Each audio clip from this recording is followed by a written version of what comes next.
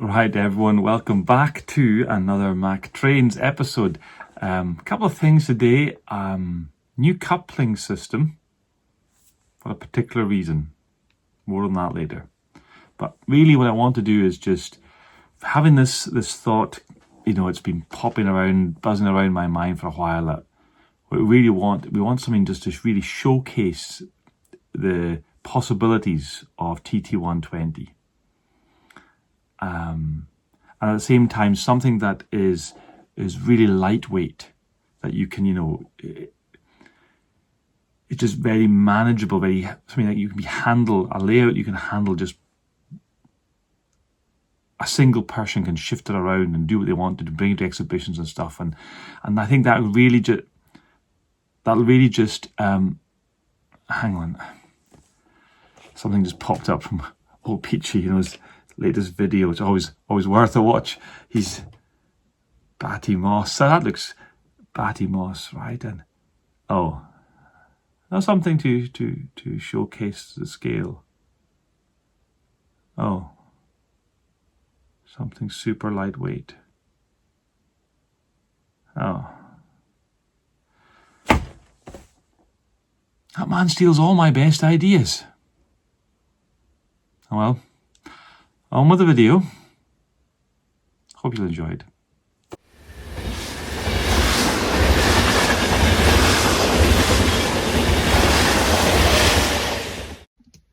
Okay, so here's just the basic board. The dimensions of the board are there. £7.50, bit of MDF, cheapest thing I could find. Foot there just for sort of scale, I suppose, and measuring tape for more accurate scale. So I've cut this board down, used part as a backboard. That's a kind of dog bone shape, roughly, I'm looking for. Very gentle dog bone. And here you get to see me faffing around trying to bend stuff to fit. And it's a couple of lengths of flexi-track at each end and trying to get them to do what I want them to do. So yeah, this was good fun. It was nice and simple, really. I feel like there's still a better way of doing some of these things, but it works. It worked what I wanted to do, so not unhappy with what was there at all. The old Dremel got a good outing, as you can see, and then just a case of trimming what needs to be trimmed, fitting what needs to be fitted, stealing some fish plates, track joiners from different places, inevitably, but I've got plenty of offcuts and spare bits of track lurking around. Some of it's Pico joiners, some of it was Hornby joiners, and then I clean the track. Look at that. Right then, well, now you see it. Now it is very tight. Let me just do a measurement. So let's say our tightest radius is, what's that? So yeah, 41, so about 20. Could have gone tighter, but didn't. Got the B4 on, now to see if it runs. This literally is first time. So let's try it again so we can actually get a proper lap this time. Circuit.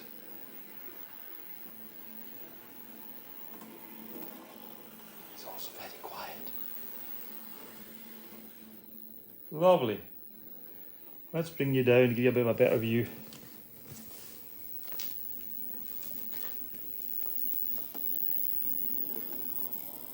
These are way less than radius 1. And they could certainly go tighter still.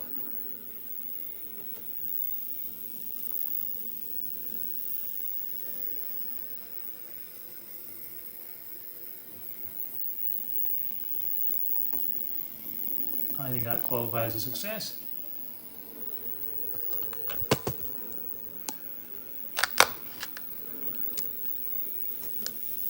Bit too close there.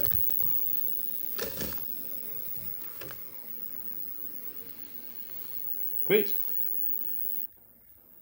There we go. 060 as well as a B4. Running quite happy. I've actually increased I had more space than I realised, so that the radius is now about 20 centimeter, 200 mils. So it is way less than one first radius, but it's not as tight as I could have gone. But, you know, that's not bad. That's just a single temporary power supply as well, of course. Right, so I figured it was even worth testing to see if, you know, we can get the 08 running as well. And yeah, the 08 ran brilliantly. It's a lot less hassle because it's got an X18 chip in there compared to the 6-pin, but we won't go there just now. Deep breaths. Right, so all my smaller, more diminutive locomotives are absolutely fine running around the main loop there. But I've got a little bit more I want just to press the idea. So that's just gluing down the track.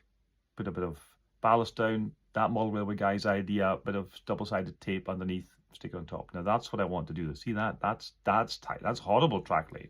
Horrible track lane, but that's almost the point. Let's see what this can do on grim track, super tight radius. What can we manage? That's just a sweep round now. That's what we're working on.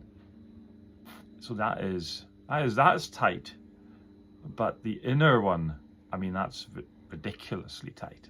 And that's the fun of this. That's what we wanted to do. That's what we wanted to try, just to see what can and can't be done here, because I think there's got to be scope. And there we go. There's the B4. The B4 here is actually running purely on a capacitor, purely on CLI. So not even, you can see there's no wires there. Nothing's connected. Just charged up on the main layout, quickly stuck it on here and let it run. And you'll see it stops just at the point at the other end. That's not because it's hit a dead patch, that's because it just ran out of juice. But it goes round there, yeah, and even putting a bit of rolling stock, no problem at all. And it dies there, yeah. Okay, now this is the problem, isn't it? This is the problem. That's it with the couplings, two pieces of rolling stock together. That's on the outer loop. You can see, I mean, they are not quite touching, but virtually touching. And not just touching. It's not just that. It's the strain that has been put on the kinematic systems are flexed to almost their maximum. So their springs are, both of them, exerting force across the length of the item of rolling stock. So it's trying to make it derail, even if it's not yet actually derailed. So that transference of force on these super tight ones is a problem. And that's the outer one. That's not the crazy inner one. That's the outer one that's caused looking at that. So we need a solution. And we just so happen to have one. Look at this. Now, this is my idea. I'll show it to you in more detail in a second. Magnets. Why not magnets? Always magnets. Of course magnets. There they go. Beautiful, beautiful magnets. You get the thought? Okay.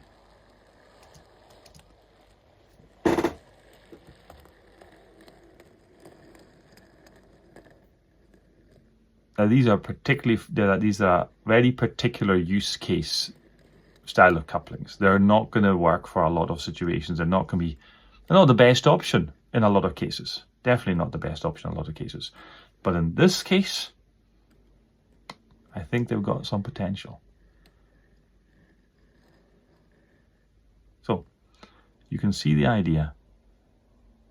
Standard NEM pockets, circular magnets. And another view of the same thing in case you hadn't figured it out yet. But there'll be a video showing you this in a bit more detail in just a second. Okay, so here is a closer look at the custom designed coupling system. It is using 2x1 mil neodymium magnets, which are stacked. There's two in each coupling. They're stacked on top of each other, not side by side. And they connect not face to face, but tangentially, which allows them to maintain a swivel while holding all of their grip, as it were. So they are not as strong a connection as you would get in the traditional Hunt style magnets and other magnet couplings. These are designed for something like the layout board I've got there. Something that is super tight curves and fairly small rakes, but they are more than strong enough to work with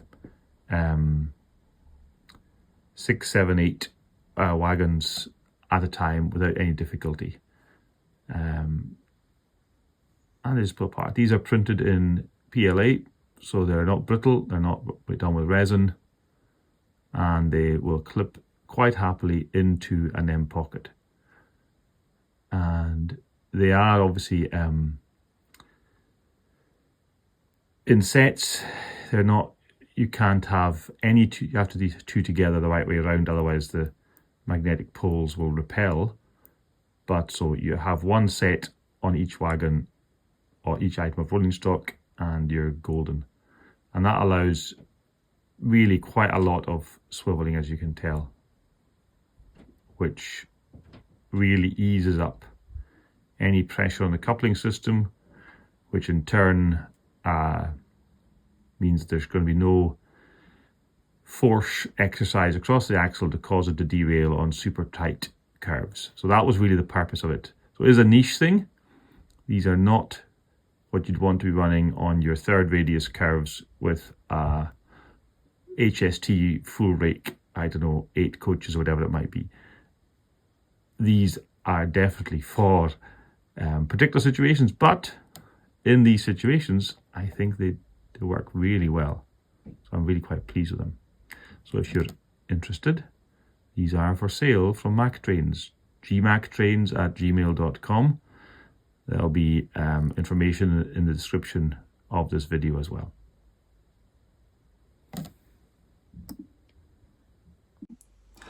So as another man said, that's really all there is to tell. So we've got a blank canvas of a layout for you.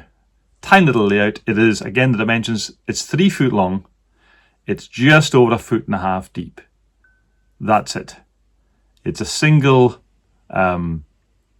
loop of track with an inner half loop. And you may have saw an extra point on there. I'm going to see if I can get another spot off that to make it even crazier, just to make the point that really, in effect, stuff that's just got 2 axles can go around almost anything. So whether the 060 is a Terrier and the 08 will go around the tighter curve, I haven't tested that yet, and I'm not sure they will. But it doesn't bother me. It's really designed for the B4. That's just this notionally show off what can be done. So that's there. Lots of ideas. What should it be? Should it be all country? Should it be built up? Should it be industrial? Should it be a kind of a waterside scene, a quayside? I don't know. Should it be a coal loading state? What should be there? What should be done? You guys, I'm really depending on you to come through on this. It is on the back burner from now on because I've got to finish off my main layout, and that's really going to take me long enough. So there's a lot still to be done there to get it ready. But that's there. It's gestating away, I think, is the terminology. So yeah, anything you have, suggestions, fire them to the email, stick them in the comments. Any doodles you might have that can give me ideas, that would be really great. I would love to see that. And then the coupling system. This is probably the closest I've come to anything proper design and engineering, and just avoiding the transfer of force across the coupling while maintaining the attraction and the actual coupling itself. And I think that works. Still got a little maybe tweak or two to try on them, to try and hide the face of the magnets a little bit better, but they're now available directly. They're not yet on eBay, but they are available direct. So please drop me a line if you're interested, or if you just want to find out more about them, if you think they might work, and you can take a gander at them, see what you think. Okay, so that's us for today. More coming. As always, thank you so much for watching. Remember to click that like thing. It does massively help when people who actually do genuinely seem to like the video and will watch it, do remember to like. So subscribe if you haven't already, but I'm sure you already have. Why wouldn't you? And even hype if you're keen. Right, Thanks very much. See you in the next one.